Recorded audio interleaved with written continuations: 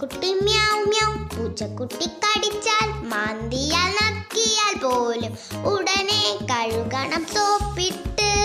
പതച്ചു പതച്ചു കഴുകണം നന്നായി, പതച്ചു പതച്ചു കഴുകണം നന്നായി.